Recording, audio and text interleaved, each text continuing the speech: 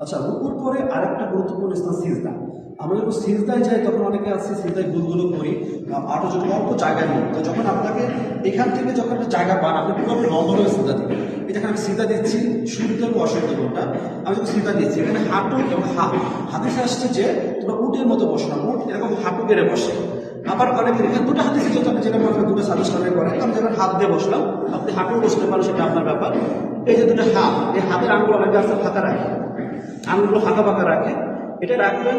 আপনার নাকটা হবে ঠিক এই জায়গাটা, কাছে দেখো, এই নাকটা হবে ঠিক এই জায়গায়। অনেক কাছে নাক দূরে রাখবে, অনেক কাছে এটা ভুল, এটা ভুল, অনেক কাছে এটা ভুল, হাত চলে যায়, এটা নাক থাকবে, মুখ থাকবে ঠিক এই আঙ্গুল বরাবর।